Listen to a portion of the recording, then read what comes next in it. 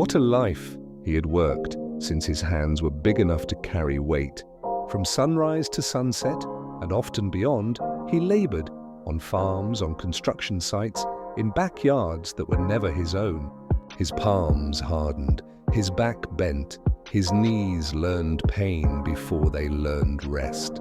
People called him a hard man, a strong man, a reliable man, and he was all of that, but he was never a rich man. Every coin he earned had a destination before it even touched his pocket. School fees for younger siblings, rent for a room that leaked when it rained, food for mouths that depended on him, medical bills, favors returned, promises kept. Life never gave him the luxury of saving for tomorrow because yesterday was always chasing him.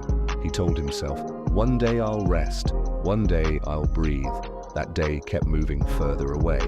The years passed quietly, the way they always do. Friends drifted, some moved away, some married, some died.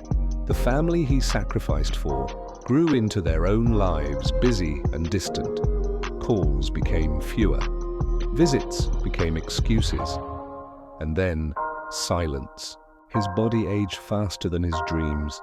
His strength faded, replaced by a stubborn ache that never left.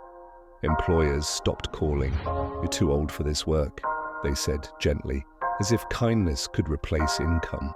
When the rent notice came, he had nothing to argue with. No savings, no pension, no place to go. The first night on the street shocked him awake more than sleep ever could. The cold crept into his bones, the noise of the city mocking his loneliness.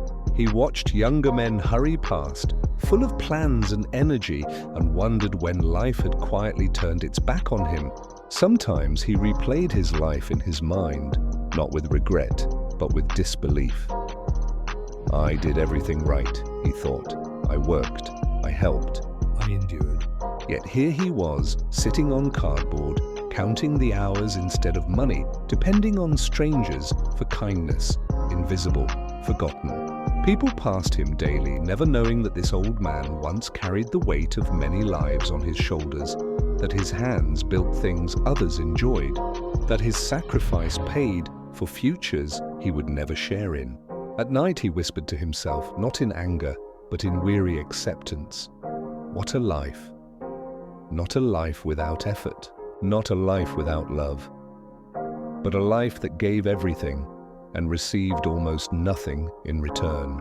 And then one day, amidst the cold, a glimmer, a small act of kindness, a warm hand reaching out, reminded him that even when life takes everything, hope can still find a way to bloom. And still every morning he woke up, because even after all that he was still alive, and perhaps the story wasn't over yet.